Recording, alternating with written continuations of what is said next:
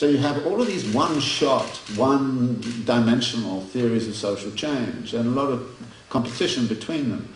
But my argument is that actual social change occurs through this dialectical move across all of these. It's a co-revolutionary process, if you want to call it that, across all of these dimensions. It doesn't work simultaneously. If one is recalcitrant, then the rest can't really work. And I increasingly started to think that actually if you wanted to critique the history of actually existing communisms, what you would do is you would say they never actually appreciated that dialectic of that transformation. If they'd read Marx in this way and said our job is to take the Marxian theory and actually make it work, not only in terms of building cities but in building new societies, what we would do is we would start to look at all of those elements together. But if you look at all of those elements together, then you need an alliance of forces, of people who understand what's going on in all of those elements. I, as a person, don't work on all of those elements. I work on ideas. Now, Marx kind of said ideas are a material force in historical change. I try to change people's mental conceptions of the world. But I'm not under the illusion that somehow or other that's the only part of the, if you like, the revolutionary message. The other part of it has to be, well, okay, who are the people working on the technologies? Can we have a discussion between, you know, what I'm talking about and what they see as possible?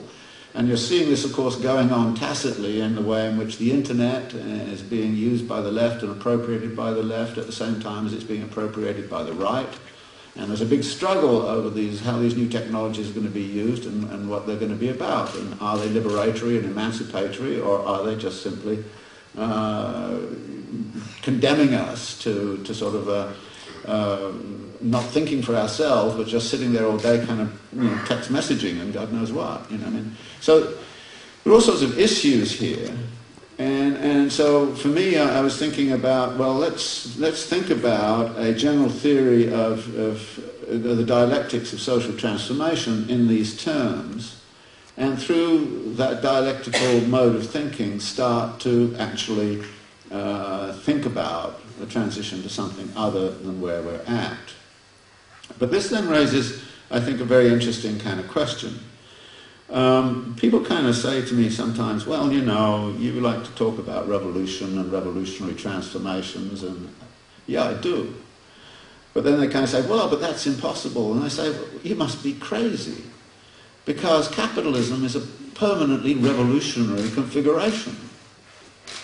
And think back across all those elements that I said, and well, I'll do this for my particular society where I was living in 1970, which was just arrived in the United States in 1970.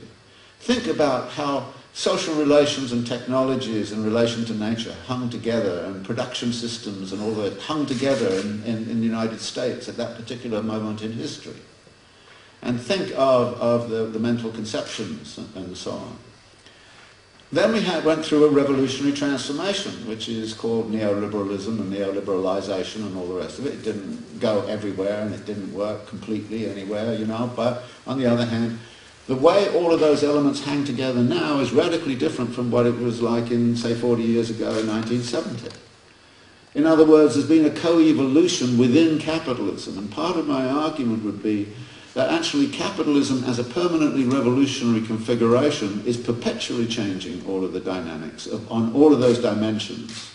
And how all of those dimensions hang together looks very different now from what it was in 1970.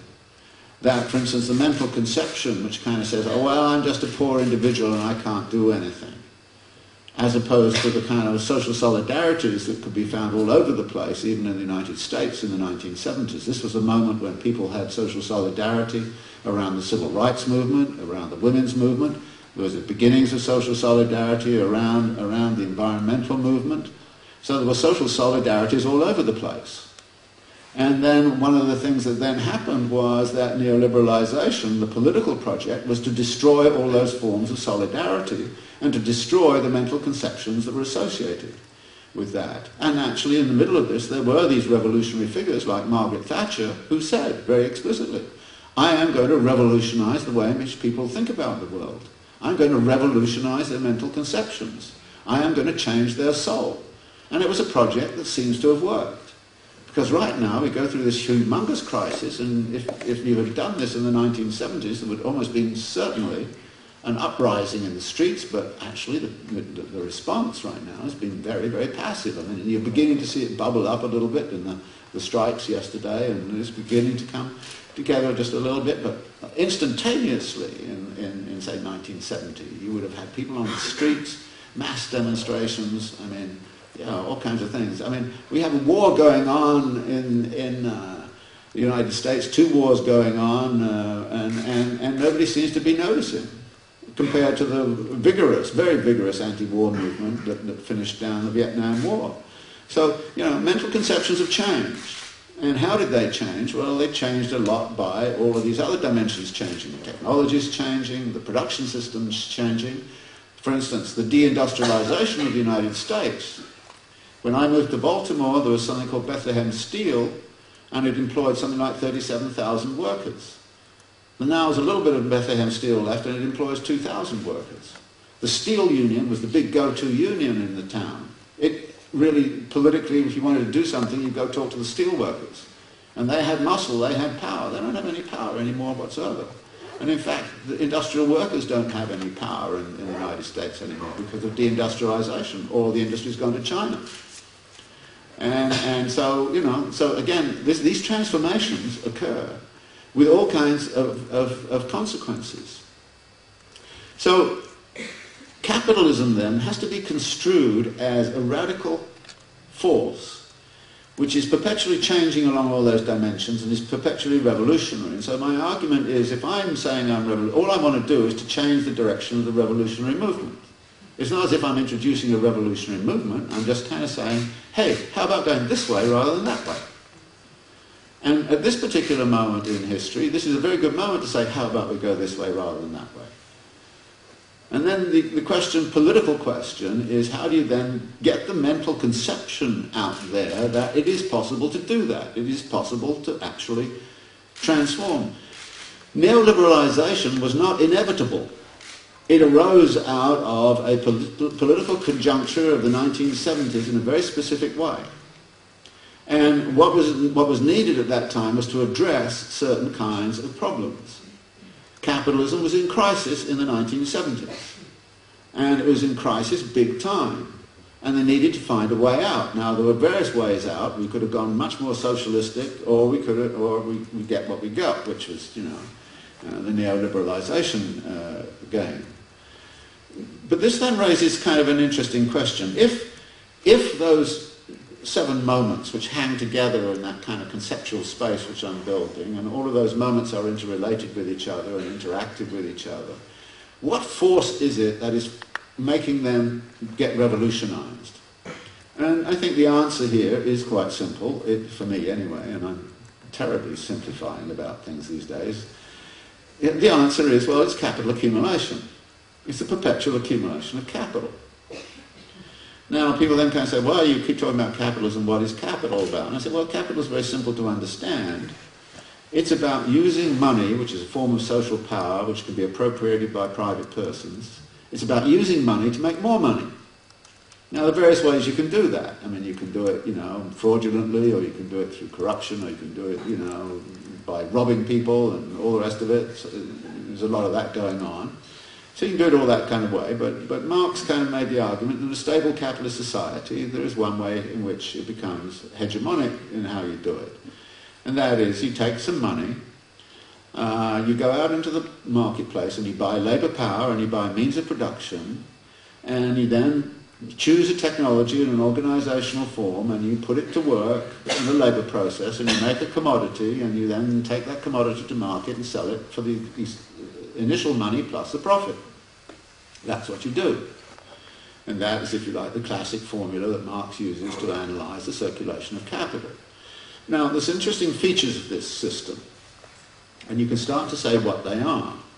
The first thing is the continuity of it is absolutely crucial.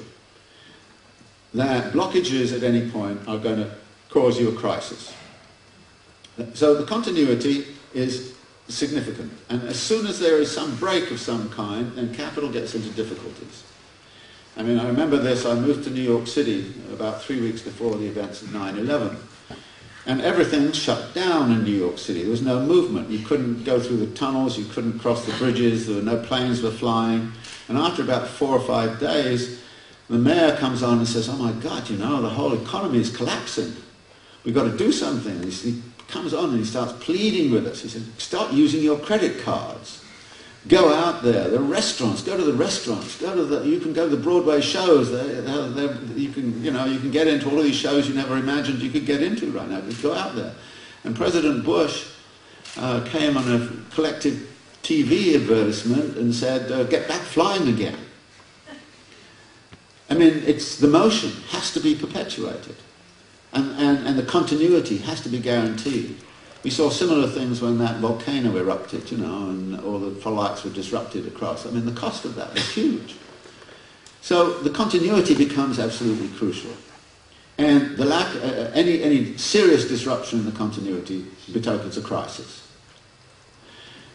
The second thing you can say about it is that it has to expand. Now, it has to expand for very interesting reasons. At the end of the day, capitalists end up with more money than they started out with. What do they do with it? Now, if there are normal people like you and I, they just spend it and have a good time. But there are reasons why they can't. One is that they're in competition with other capitalists. And other capitalists might take some of their money and expand. And if they expand and you don't, you're not going to be a capitalist for very much longer. So the coercive laws of competition, as Marx calls it, forces the whole system to expand. Then there's a big question: how does it expand? And there we start to see one of the big stress points in the history of capitalism. That is keeping the expansion going. Now, historically, capital accumulation has expanded at a compound rate of about 2.25% per year since 1750. In some decades it hasn't hardly expanded at all, other times it's expanded at 5%. In one part of the world it'll expand by 10 or 15%, another it'll be less, you know. So we're talking about an average here. And it's very interesting when you look at the financial press, they all kind of hover around this notion that 3% compound growth is just about adequate for the system to survive without too much tension. If it's less than that, you've got problems. If it's zero, you're in a crisis. So 3% compound growth forever is, in fact, what we're looking at. Now, what 3% compound growth meant in, say, 1970 was finding new investment opportunities for something like $0.4 trillion. Right now, given the size of the global economy, you're going to need new profitable investment opportunities for $1.5 trillion. If you keep the 3% compound rate going, by the time you get to around 2030 or 2035, you're going to have to find new profitable investment opportunities for $3 trillion. Think of it in physical terms. In 1750, capitalism was about what was going on in Manchester and Birmingham and a few other hot spots, and 3% compound growth forever on that looked no problem. But you're now looking at 3% compound growth on what's going on in China, East Asia in general, in Japan obviously, much of South Asia, Indonesia and India considerably, all of North America, all of Europe. I mean, this is physically beginning to be a really stressful kind of thing. And one of the arguments I made in the last book is that I think you can see signs since around 1970 that capital is finding it increasingly difficult to maintain its compound rate of growth by producing things. And this is, if you like, one of the barriers which has begun to emerge, which is very difficult to circumvent. So one of the things that I decided to do was to look at this as, if you like, a inflection point in the history of capitalism, in which we're not simply talking about, well, I would like capitalism to be replaced by something else because I'm I've died in the wool old lefty or something of that kind, and I can't stand all of the social inequality and all of the environmental degradation and all of the alienation I see around me, those kinds of things. Those kinds of questions have been around for a long time.